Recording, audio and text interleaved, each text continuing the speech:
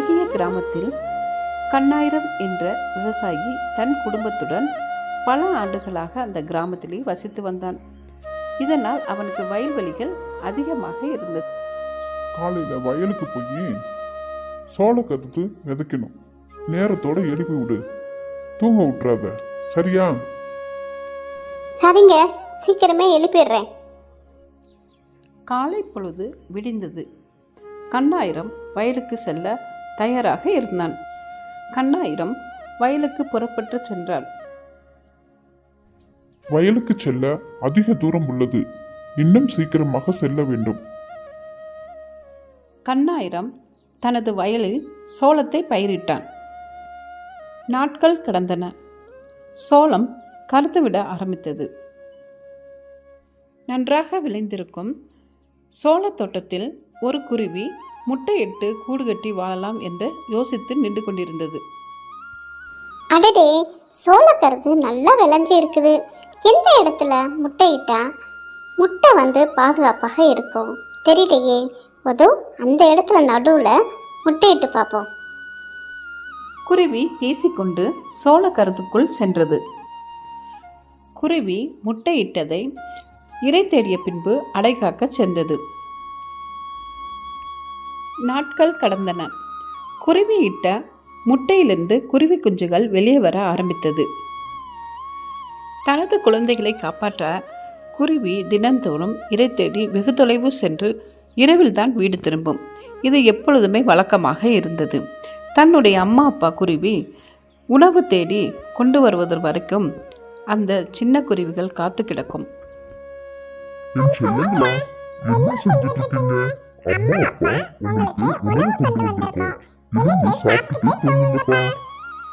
உணவு மிகவும் சுவையாக இருக்கிறது. அம்மா அப்பா, நீங்க கொண்டு வந்த உணவு எங்களுக்கு ரொம்ப பிடிச்ச மணிக்கு இருக்குது. நாங்க நல்லா சாப்பிட்றோம். வழக்கம் போல் தாய்க்குருவி இரை தேட மறுநாள் காலை சென்றது. அடடே, இங்கு நிறைய தானியங்கள் கொட்டி கிடக்கிறது. இன்றைக்கு நல்ல வேட்டைதான். என் குழந்தைகளுக்கு நல்ல உணவு கிடைத்துள்ளது. இந்த உணவை சேகரித்து என் குழந்தைகளுக்கு இருட்டு முன்பு கொண்டு செல்ல வேண்டும் என்று சொல்லி உணவு தானியங்களை சேகரிக்க ஆரம்பித்தது தாய்க்குருவி. சில நாட்களுக்கு பிறகு சோள செடி நன்றாக வளர்ந்து சோள கதிர்கள் முற்ற ஆரம்பித்தது. ஒரு நாள் கண்ணாயிரம் வயலுக்கு சென்று சோள கதிர்களை பார்வையிடச் சென்றான். மறுநாள் காலை கண்ணாயிரம் தன் மகனுடன் சோளக்கதிர்களை பார்வையிட்ட பொழுது சோளக்கதிர் நன்றாக விளைந்து முற்றியிருந்தது. மகனே பூவரசு, சோளக்கதிர் எல்லாம் விளைந்து முற்றிவிட்டது. நாளைக்கு அறுவடை செய்ய ஆரம்பித்து விடலாம். வேலையாட்களுக்கு உடனே தகவல் சொல்லியிருப்பா. நாளை முதல் அறுவடை ஆரம்பிக்க வேண்டும். சரிங்கப்பா, உடனே நான் தகவல் தெரிவிக்கிறேன். நீங்கள் கவலைப்படாமல் வீட்டுக்கு செல்லுங்கள்.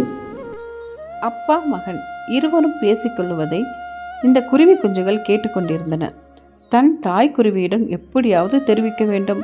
அம்மா எப்பொழுதுதான் வருவாள் என்று அம்மாவுக்காக ஏங்கி காத்து கொண்டிருந்தது இந்த சின்ன குருவிகள். அம்மா அப்பா, வந்துட்டீங்களா? இன்னைக்கு நான் தங்கி இருக்கும் இந்த வயலுக்கு சொந்தக்காரர் அவர் மகனுடன் வந்தார்.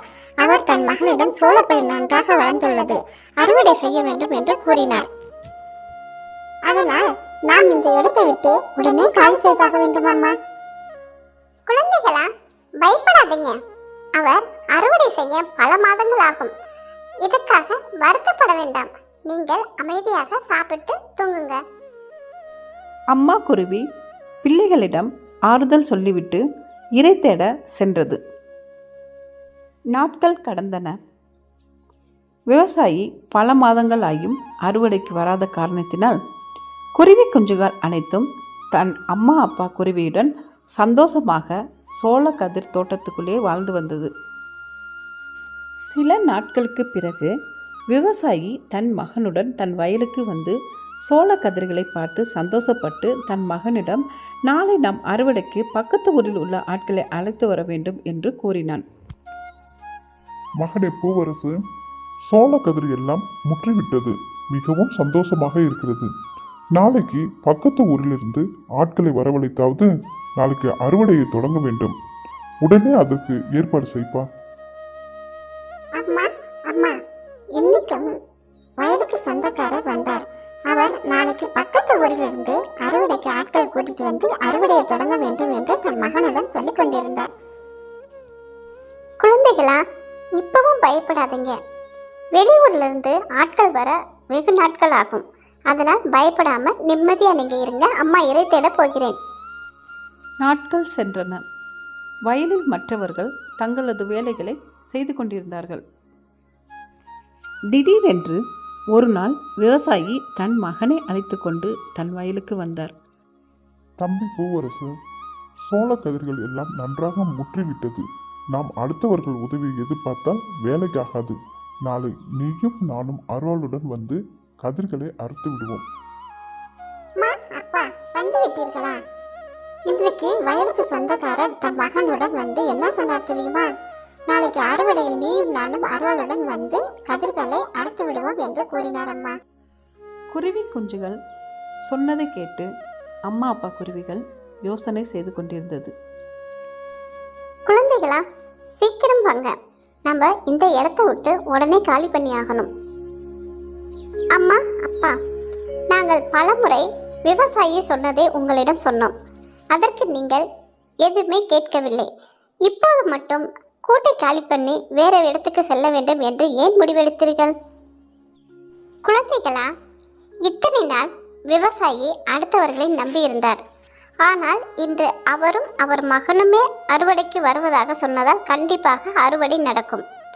இத்தனை நாள் விவசாயி அடுத்தவரை நம்பியிருந்தார்.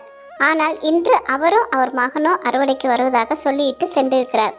அதனால்தான் இடத்தை காலி பண்ணி வேறு இடத்திற்கு செல்ல வேண்டும் என்று முடிவெடுத்துள்ளேன். அடுத்தவர்களை நம்பினால் எந்த வேலையும் உடனே நடக்காது. அடுத்தவர்களை நம்பாமல் தாங்களாகவே செய்யும் எந்த வேலையும் உடனே முடிந்துவிடும். சீக்கிரம் வாங்க எல்லாரும். இருட்டுவதற்கு முன்பு வேறு இடத்திற்கு செல்ல வேண்டும்.